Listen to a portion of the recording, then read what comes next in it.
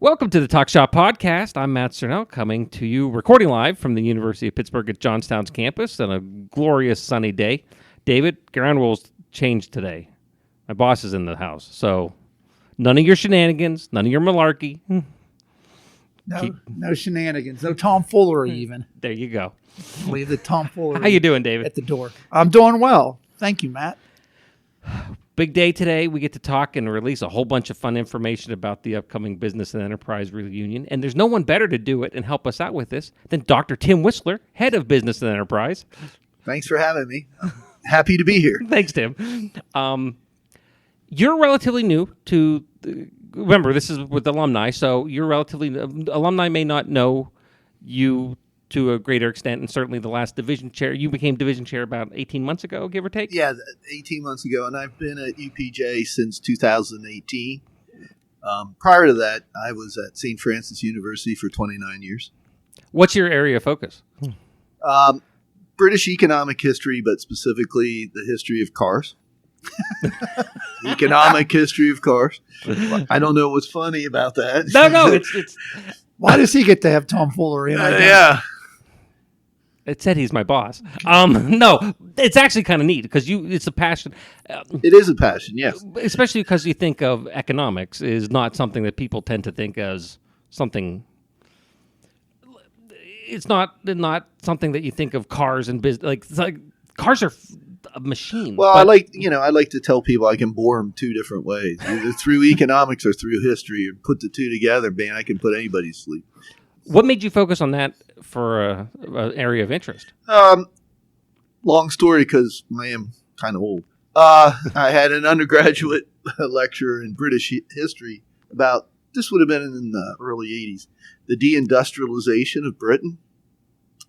And one of the topics that came up was the car industry. And the professor really raised an interesting question. He's like, why do people buy British sports cars? And I had one. That was my first car. It was an MGB, a 1972 MGB to be exact, but not British saloons. Well, they call them saloons, sedans. And little did I know that led me down a path of niche products. You know, the British were very good at making sports cars, Land Rover, Jaguar, Minis. Sure. So that led me to explore that, and that became my academic life. I like to tell people British cars have taken me further than they did their owners, you know, mostly because they broke down at some point. It is amazing kind of to me when you especially go through that list, that just kind of liking the business of cars from the sales side and things that I do. That when you think about some of those brands that now have become kind of mainstays in the United States, like you said, Land Rover, Mini, that they are rooted in that British history. Yeah, and one of the issues, too, that came up is, and people don't realize this, but in 1968, the fourth largest, and I know 68 is a while ago, but 1968, the fourth largest car company in the world was British Leyland, and it doesn't exist anymore. I mean, Tata owns Jaguar and Land Rover, and Mini is owned by BMW. So, you know, if you talk about industrial decline or the collapse of a major business, that was the perfect topic. Yeah, they effectively just got their brains bought out by that's right, other manufacturers. And then to add, I guess, to the misery of it, the Americans came in, right? GM had Vauxhall from the 1920s, and they no longer own it. And Chrysler, what was then Chrysler, owned what was known as Roots. Of course, now that's owned by Peugeot and the French. So, you know, the British motor industry drove the Americans basically out of their own market. So. What's I always meant to ask you this, unrelated to, because it's just kind of interesting, and I never can dig too much on the British side. What's Toyota's role in Britain at this point? They have a small assembly plant. Nissan was actually one of the first to get into. Honda had actually a tie with British Leyland, partly because Honda wanted to learn how to build an SUV. Up until this point, they had only made sedans. And, of course, they saw Land Rover as being, the premier SUV. Only Honda thought they could make it cheaper, less costly, I should say, but equally capable. And in fact, that tie-up, for a while, they thought that Honda would buy the rump or the rest of British Leyland, but their experience led them to think otherwise. But there is a Honda plant, there's a Nissan plant.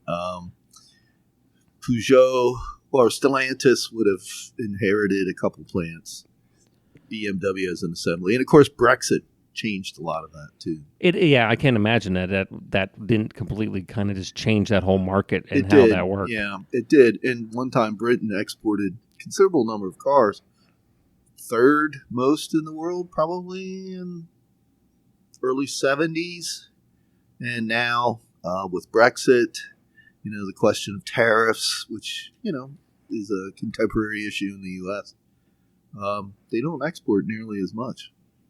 It's such a really fascinating thing, and that's why I'm glad to actually have a chance to just sit, because I've enjoyed our conversations over the last year or two, thanks. just popping in and having these odd conversations, or you come across something that you're happy to share with a picture or something you're tracking down. And people would say too, the car industry is kind of holistic approach to all of business. Like you said earlier, you've got the sales, you've got dealerships. GM basically invented what the modern car company would be in the 20s.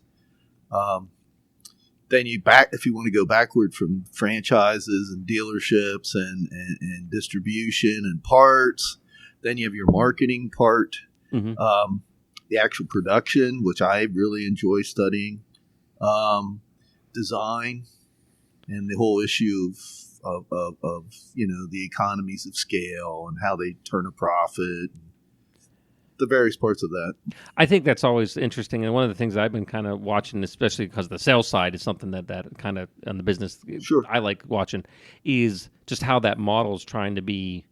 That dealer model is so heavily entrenched, but also so hated by so many human beings on the planet. It just like the number of people I've talked to who just say, you know what, I really didn't want a Tesla, but on the other hand, I can just get the app on my phone and click, click, click, and the car shows up, and I bought it, and I didn't have to talk to another human being and go through the gauntlet of a dealership.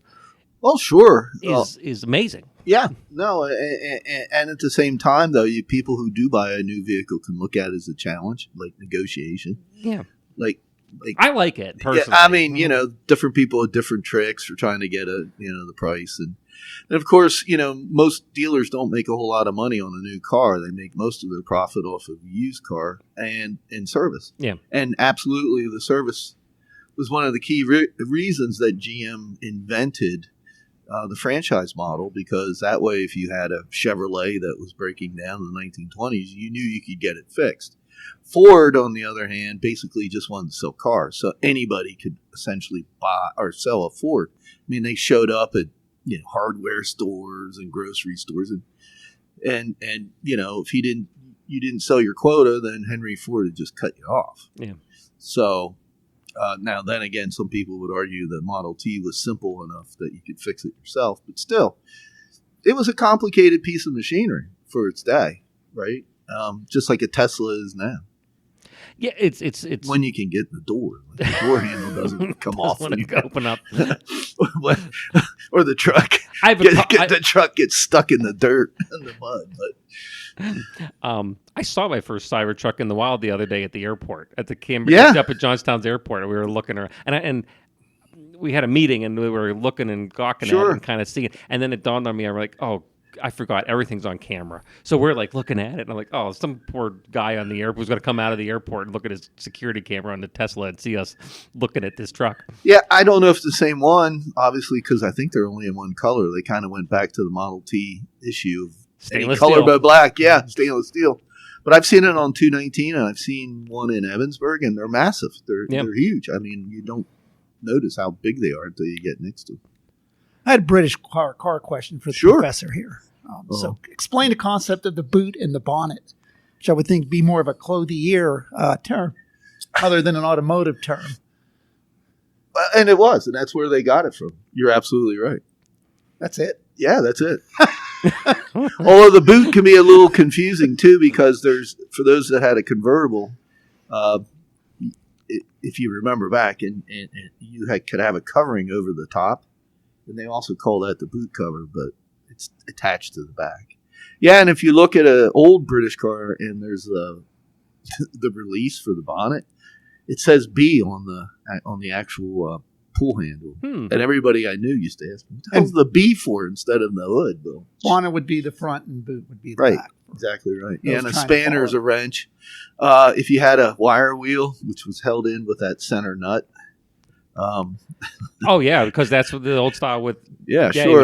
You'd have to have a spanner to actually knock off the hub. So, and the weird thing is how that technology, everything kind of loops around and stuff, because the concept of the one nuts back in even NASCAR now is to just do the one. Nut. It has been in F1 and Indy for a long time, but it's just like, hey, it worked 110 years ago. Let's keep doing it. Sure, and I love it on my car, by the way. That'd be great. And if I can, I'll just put a quick plug in. Central Pennsylvania is actually a very active place for British cars. There's the Central Pennsylvania Car Club, British Car Club, out of Altoona, and they meet. The members meet regularly, and once a year they have car show, and it's usually in Altoona, although I am trying to get them to consider Johnstown. It's usually in August, and it's some beautiful collections of cars. I mean, even if you're not big into British cars, just from the 50s, actually there were a couple MG TDs from the 1940s. Oh wow! So yeah, they were really nice.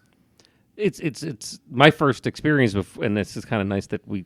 I have a good friend who has an MG, and he just it looks ridiculous in it because he's bigger than I am. Well, sure, taller, and he's a police officer, so he's certainly more muscular and stuff. And he just gets in this tiny little thing, but it's a cool little car. It's actually really kind of a neat thing to drive around and and see.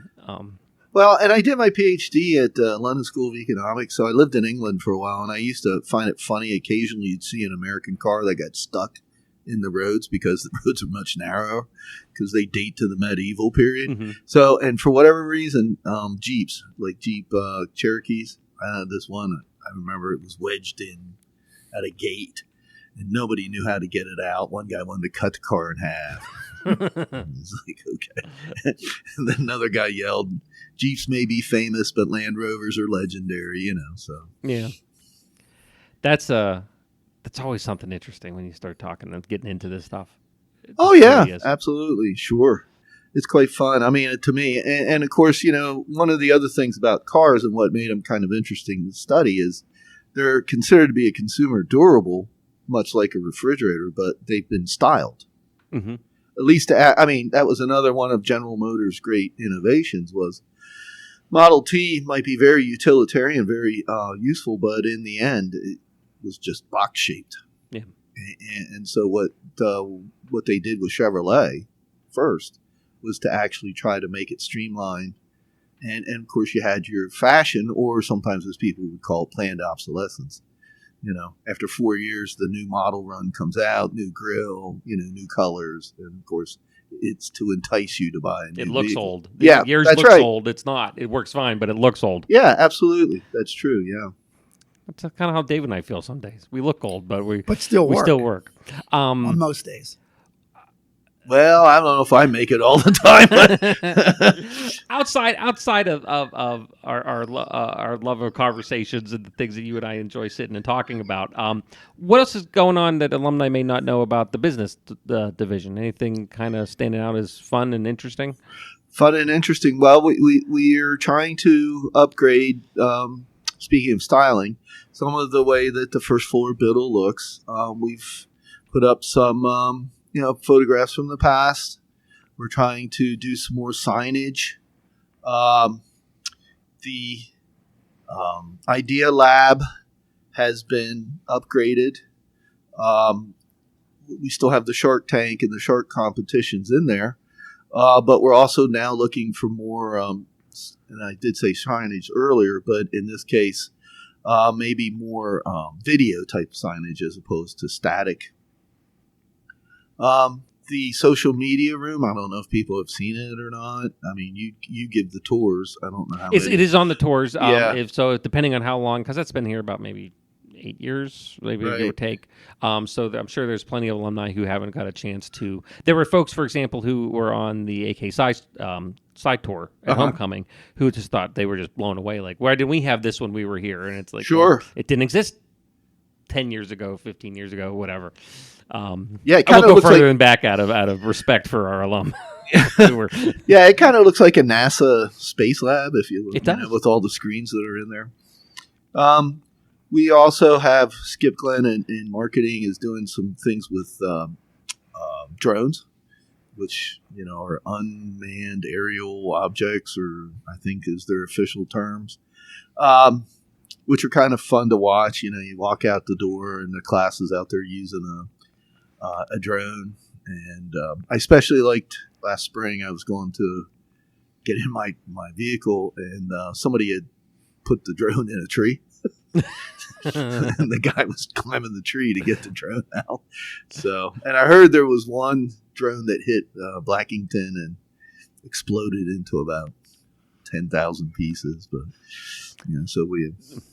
Hey, I don't think he got an A on navigation. Though. We're learning. That's yes, how it works. That's no, right. Skip was very kind and helped out and did the aerial flyovers at the airport for us for the Buzz Wagner video that we've had featured on the podcast before. So that's kind of one of those cool things that worked in his classes and lessons and his ability with outside projects. There's a lot of cool stuff going on. Yeah, and we're trying to stay relevant with our class offerings as well. Some new classes in accounting. Well, actually, they're more like revised classes, taxation, personal finance. We found that some of our students really don't know how to use money or to save it. I know it might sound funny if they're a business-related major, but so personal finance came into play, especially now that you had the issue of college debt, how to manage that. Even Ben Franklin knew that credit is money, or he said it as such. But sometimes the use of credit cards, I don't know that students always realize, that always buying that case of beer at 30% interest isn't the best financial decision. I meant to tell you, I didn't tell you the chance to tell you the story from the AK Psi reunion, but you talk about class renewals, and you were very kind and helpful with the what was microcomputer applications that we've redesigned for business applications.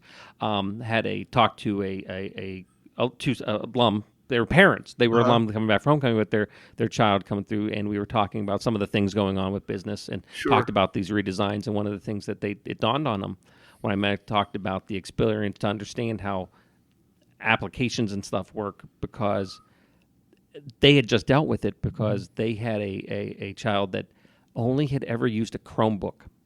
Oh. So they understood Google Sheets and Google all the Google suite of stuff.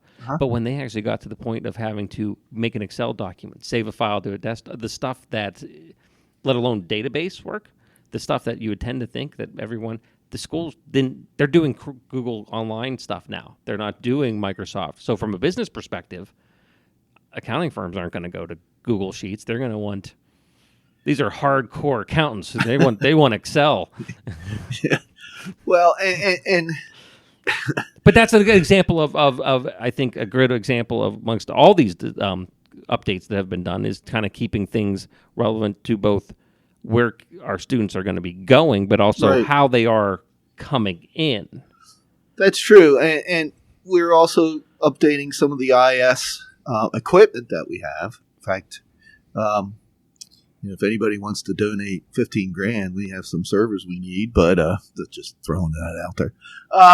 Donation link is in the description. Yeah, thank you in advance. And contact David. Yeah. So, yeah, I mean, in IS, cybersecurity has been very popular lately with a number of concentrations within IS. Management, we're seeing some people moving into HR related, the concentration. Marketing is very strong with 72 majors. Like I said, we've also trying to update there some of the course offerings. Economics, we like to think that we offer the most interesting classes, and I'm only putting the pitch in because I'm the economic historian. But we do money in banking, right? We do Python. That's Dr. Kai. I'm more the qualitative guy, so I do the comparative economic history and car history of the car industry and American economic history as well. So we like to think that we're on top of what the fields are and the changes in the field and business. I like to say business moves slowly. Most people would argue not otherwise, but they do. Government's slower. And academics is slowest, but we're trying to stay relevant. We think we are. We think we're building a program that's the premier one in the region. We're making some changes to the business core. We think here in the next couple of days, months. So we like to think we're on the cutting edge of a lot of what's happening within business. Clearly, AI. Robotics prove challenging, especially since we're not quite sure what AI will entail. I mean, there's predictions all over the shop on what it'll mean. So you really don't get a good feel until about the second or third generation of that. Sure. You would know that, of course. Yeah. But so we like to think we're on the ball here. It's exciting times. It's exciting, and I'm glad to be a part of it, and I'm glad that we got a chance to talk a little bit. It's certainly, I think, probably the most immediate and exciting thing that we have coming up is this business reunion. Before we go there, let me I just want to put another plug in. If you follow our Facebook page on the alumni page, we do a weekly, and we do a weekly business of the week, alumni-owned business of the week. And it's, and again, I've said it before and I'll say it again. It spans everything from tech to construction to engineering. And I look for those myself, which means a lot of digging on a lot of different, alumni records, internet. But I guess what I'm asking, if you are an alum and you're out there and you own a company, contact me, dgj7@pitt.edu. Send me the information. Send me the website, graduation year, that sort of thing. Would love to get you on there for two reasons. First, I think that it speaks volumes to the quality of alum that are graduating in business and enterprise. And number two, I'm hoping that our vast, network of almost 20,000 alum are looking on there when they need either, a career change or they're looking for an insurance broker or something a little bit higher up. So do check that out. I want to put that plug in before we get into some of the other things here. That it's always neat to see what the weekly business is. Yep. Yeah, and we do want to incorporate alumni in our operations. We feel that alumni offer tremendous capabilities, a library of sorts, living library of resources and skills and knowledge. We want speakers. If you're interested, perhaps in coming in and talk to a business club or to a class, or if you'd like to donate, obviously we're very interested in that. And one of the interesting things too, I think, is that the economy of Johnstown and the region, really the Southern Alleghenies region, is evolving. And especially if you're part of that evolution, we'd like to talk with you. We think, again, that's part of the excitement, not only around UPJ, but around the region, too. Mm-hmm. I actually have an alumni coming next week to talk to my class. There you go. Actually, somebody who does on-hand databases. Very neat. Business reunion is coming up October 25th and 26th. Here's the thing, folks. You're going to get this podcast in your feed Wednesday morning. You have effectively a week and a day to register. 17th, yeah. You had by the 17th, so you got to get it in now. The neat thing is, we're not asking you to go on faith right now. We're not giving you the trust us guarantee for don't worry about it. It's going to be fun. We're going to tell you right now some of the guest speakers to have, our keynote, some of our CPE sessions, all laid out now. We have them locked in. So, David, tell us about some of the cool stuff that is going to happen. Absolutely. It's interesting because we touched a little bit on the evolution of business, from the evolution of the automobile to the evolution of just exactly, that part of this division is called enterprise. So kind of as a nod toward that, our feature keynote speaker on Friday is going to be Dan Kubis, a PA retail marketing manager for Holistic Industries.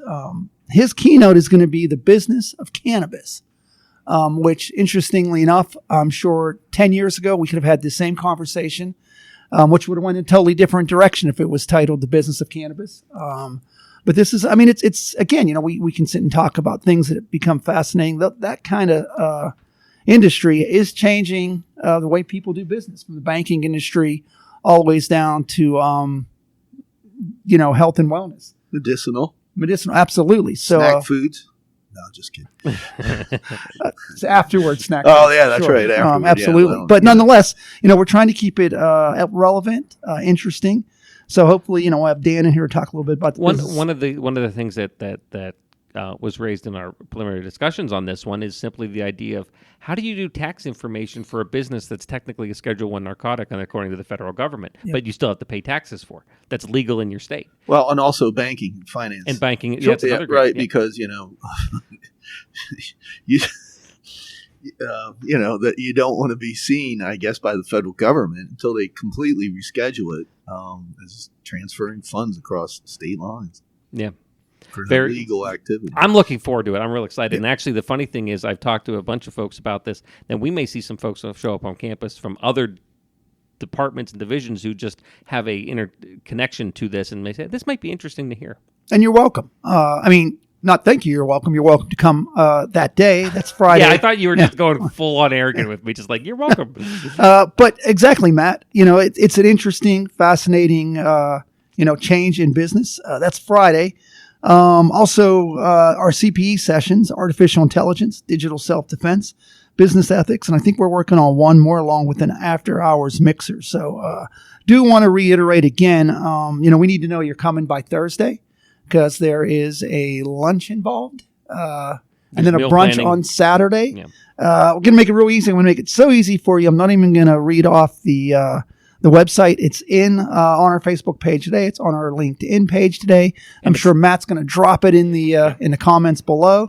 But again, business affects every one of us. So if you're not a business person or a major or an alum, and you'd still like to come to hear the keynote, like I said, you're welcome to come. Please join us. Join us for the fact to reunite with some of the people that you went to school with. We also have Saturday features, the brunch, of course, the student presentation and campus tours. I know you talked a little bit about some of the exciting things that the students are engaged in. It is, business is interesting, but then when you throw in the enterprise side to it, it's always changing. So. Yeah, and I think this reunion in particular is a chance, as you said, to reconnect with people you went to school with. I always look forward to that. I was very lucky. I had a close group of friends, but also in this case, it's to connect with the future, because you'll have the opportunity to interact with our students. And, I know they'll look forward to interacting with you as alum.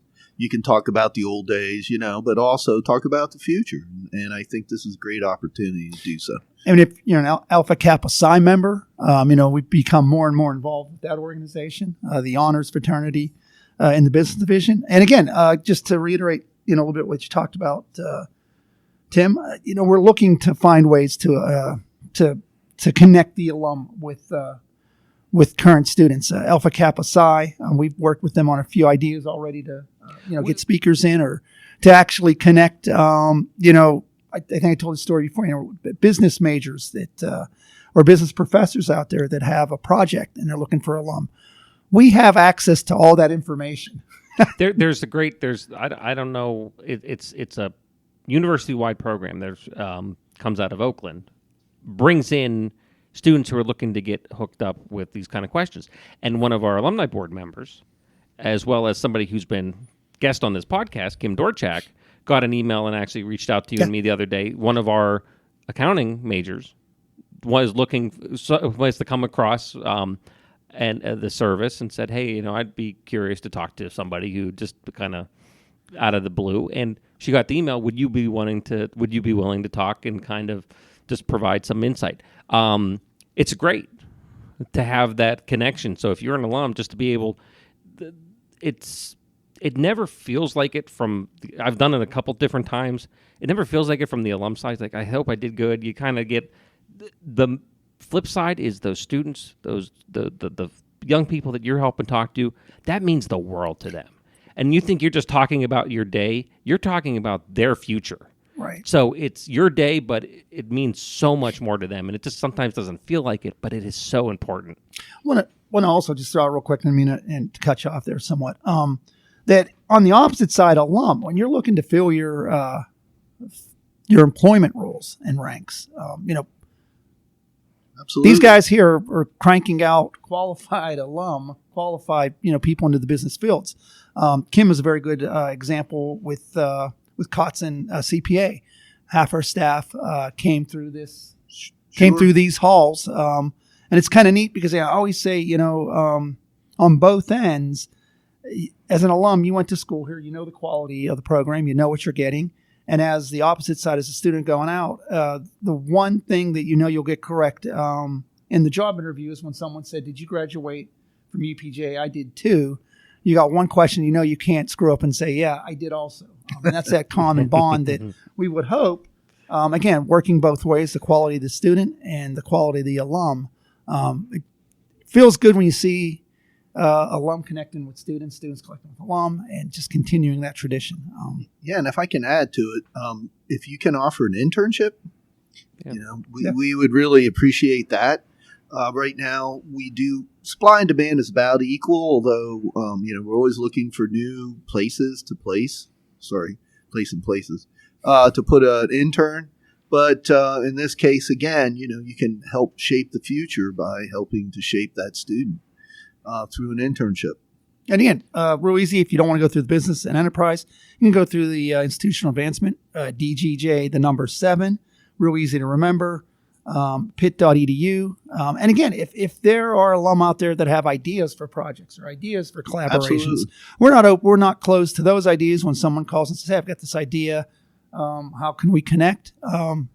It's a cup of coffee. It's a sit down. It's maybe it works, maybe it doesn't. So that's one of the cool things, David, working with you the last 2 years plus is, I think, from the alumni side, that we've been able to build these relationships that never really truly existed at this level between what we can do on the alumni side and with the divisions and the folks who've been through here, whether it's you today, Tim, or Dr. Kleinstuber the other weeks ago, Dr. Charlene from education. We've had allied health. It's just so nice to be able to kind of connect our alum and kind of get the information and the juices flowing a little bit. Oh, sure. And alumni don't like to think of themselves as the past. At least I don't like to think of myself as the past of my institution. But we are, and we're connected to the present, and that's connected to the future. So we like to see it to be a seamless move for all involved. I mean, we can all learn from each other.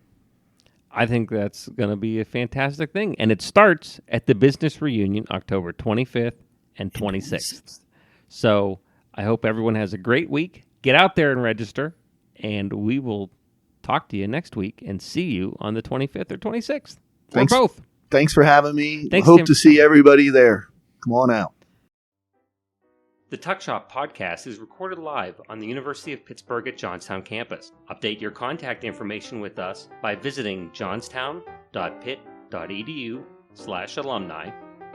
Connect with us online via Facebook and LinkedIn, or consider donating to the university at giveto.pitt.edu/giveupj.